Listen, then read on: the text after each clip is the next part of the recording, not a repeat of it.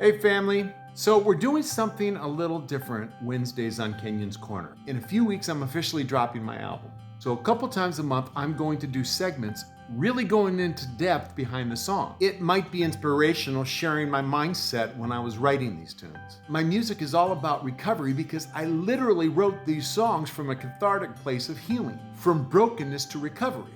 The album is a CCM project beginning with the creation story. In the beginning was the Word, and the Word was with God, John 1:1. It's a mix of country songs, rock songs, pop rock songs that fit the Americana Southwestern vibe. In its entirety, the album is a contained anthology of my walk with Jesus Christ. Each song is a mini episode taken from my life. It's reflective of the twists and turns that lead us to Jesus. Christ is the spoken word of God manifested in the flesh. He is all loved and hated for. The album ends with a 5-song testimony of the sacrifice Jesus made, what he did for us. And if you don't know who Jesus is, it's a revelation of what he can do for you. Our first single is Ordinary World. The song placed as a finalist at the Great American Song Contest and then later in the Christian Songwriting Competition. We test marketed it through Play MPE and Christian Radio Chart.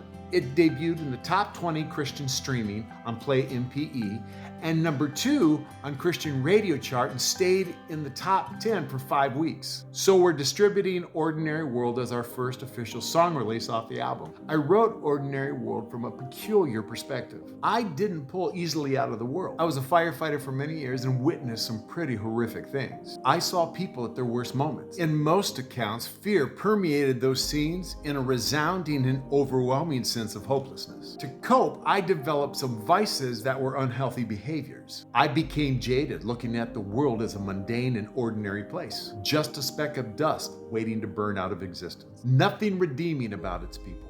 I grew up in the church, and my mother and I went through some abuse, so I saw God as this absent deity. When God revealed himself to my spirit, I realized the extraordinary heart of God. He is all love and seeking a connection with us. In fact, I went back and remembered feeling God's presence everywhere I struggled, all throughout my life. The revelation that he was always there was shocking. But even knowing that, I struggled with replacing my vices with God's love. When I returned to work, I returned to my vices because I witnessed firsthand the horrors and the struggles in this world, the fears of this world. It's why I write in the chorus of Ordinary World, when fear rains down in this ordinary world, still love abounds from an extraordinary heart. Christ had to heal my heart and fill me with his joy. That took a while, but the revelation of who Jesus was created a desire in me to seek him more. That yearning for God replaced my vices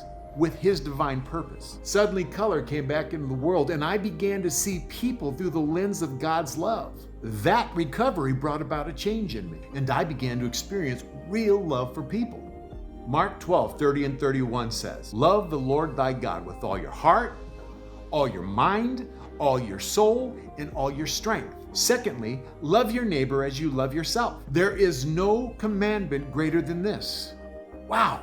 Love is the greatest commandment in the Bible. From brokenness to recovery, music that mends the heart. I'm Kenyon Gray.